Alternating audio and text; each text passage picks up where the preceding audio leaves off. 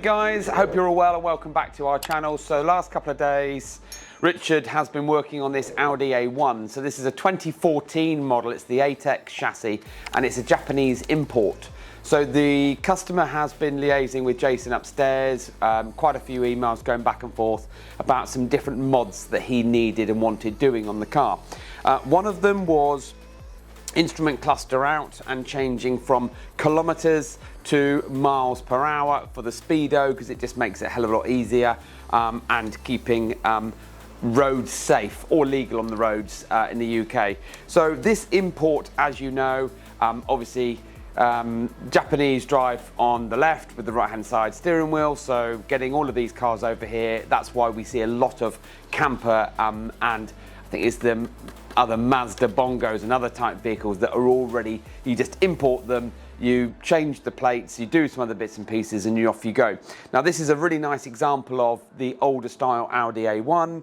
It's got the MMI 3G high navigation system in there, although pretty dated now in every respect. You know, the screen's quite small, low resolution, but it doesn't matter. It's a nippy little car. It's a 1.4 TFSI, so it's a turbo.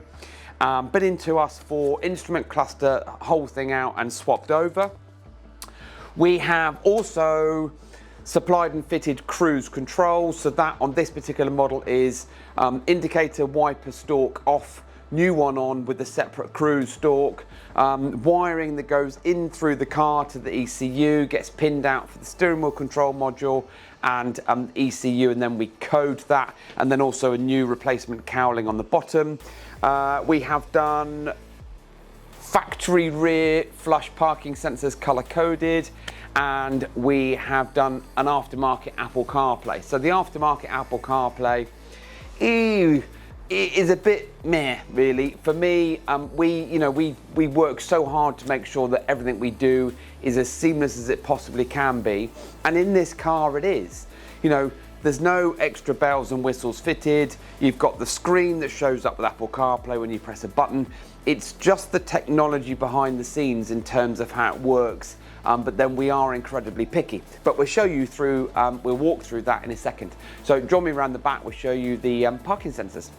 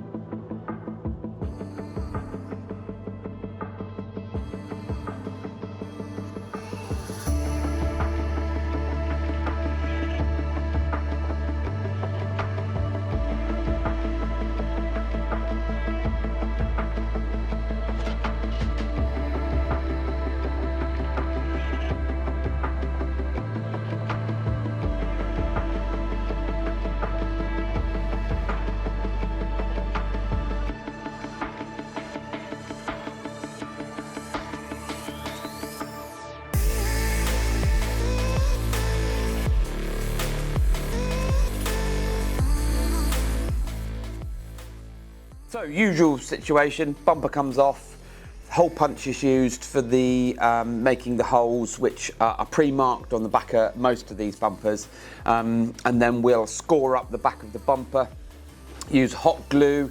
The hot glue gets fitted around the actual sensor mount itself, and then belt and braces, we'll use gaffer tape over the top of that, and it's all nice and sealed in, and that's why you get this really nice finish.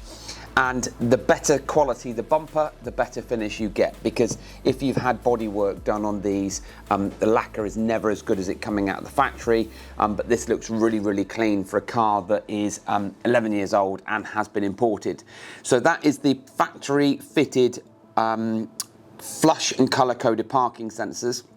Ordinarily, we can get these to display up on the OPS, so that's the optical parking system, but the majority of Volkswagen Audi cars need the front sensors to unlock the software for the front and rear display on the radio. But no big deal, because you've still got the original equipment, you get 2 years warranty, and you get the audible beeps in there as well. So next part is we'll jump into the cabin, show you the clock displays and the cruise and the Apple CarPlay.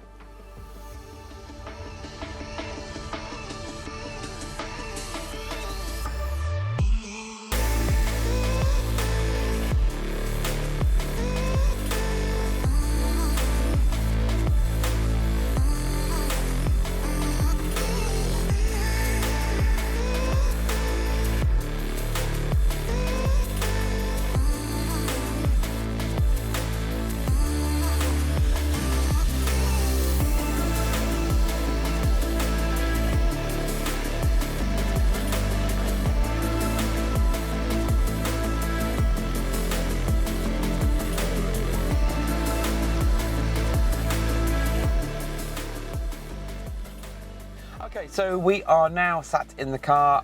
Sammy's got his the LED light on the camera just because even though we're in the workshop with lots of LED lighting, it's all black interior in here.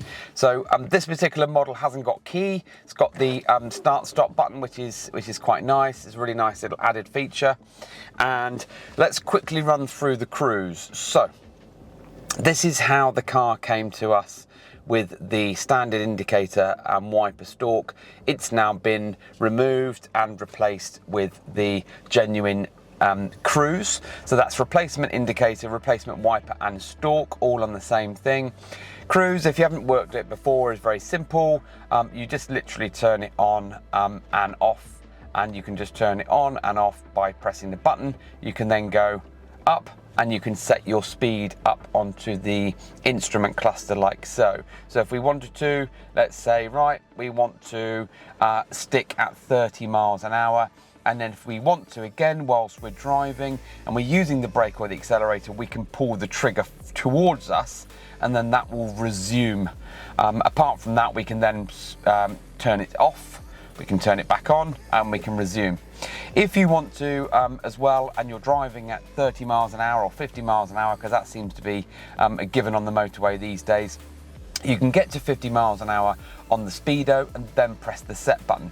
Now, whilst we're talking about the speedo, as I said at the beginning of the video, this is a Jap import. So these instrument clustered clocks or display that you see were in kilometers an hour, and now they're in miles an hour, which is just that much easier for the customer. So any of you thinking about importing a car, you know, you can do it. There's so many things you can do online these days, but at least it means then that you're driving safely and keeping within the law of the police, etc, etc. Now, so cruise control in, done, sorted, and then we've done Apple CarPlay. So at the moment on the actual MMI screen, you'll see that the Apple CarPlay is in and working.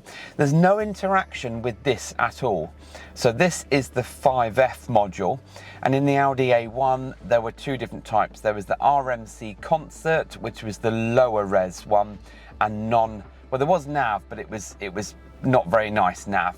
SD card based nav. Now, the MMI 3G was a higher resolution done via mapping database with a higher resolution display. But of course, as I said earlier, it's 11-year-old technology, so the screen is quite small. And some people would say it's probably a bit clunky, but it doesn't really matter, because if you're driving around in this little go-kart, then you're going to live with a little, you know, there's pros and cons with every make and model. But so nothing that controls on here. If Sammy can see, I've got my finger over the Navi button here. Now, when you press this Navi button, it flicks between navigation is not active, the MMI system and the Apple CarPlay. So we're currently on the standard radio display for the MMI at the moment.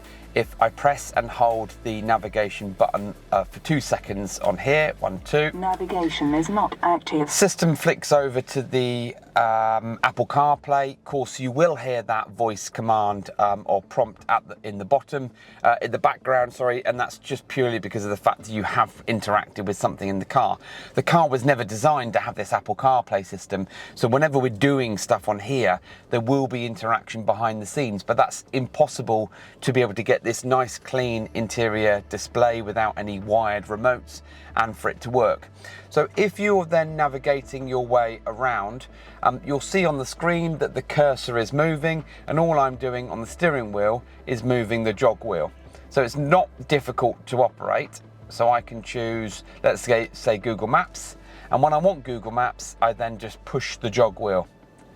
Now the back button is, I don't know where Sammy's looking on the camera, but the back button is here.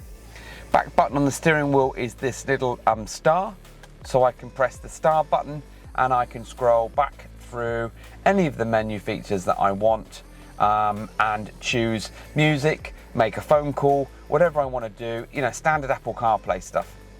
Now, if you can see this at the same time, if you have a look at the instrument cluster, this is where you won't get full integration, but if it's something that you can live with, it's not really a big deal. As I'm scrolling through the menu on Apple CarPlay, look what's happening on the instrument cluster. And that's just purely because of the fact that this was designed from factory in Germany to communicate with this, not with this. So if it's something that is there and it's doing it, it's not really a big deal. You can just, you know, decide to go back to whatever you were looking at beforehand. So let's just go back through to here. Let's scroll down to Spotify, for instance, and I'm just going to push the jog wheel and Spotify will load. So Richard's phone is already connected, and we can then see what Richard was using last here. So that's a phone glitch, not an Apple CarPlay glitch. And then you can still scroll along the top here. You know, you're not going to get this kind of movement from the M5F. You're not going to get touchscreen, so it's not really a big deal. So let's just go into here and press play, and that's it, job done. So Apple CarPlay on an older technology, done and dusted. Above my head is a new microphone fitted. That's for Siri to work. And the rest of the hideaway module is literally hidden away and just interacts with the screen. When we don't want this system to work, we just press and hold the nav button again, goes back to normal operation like so.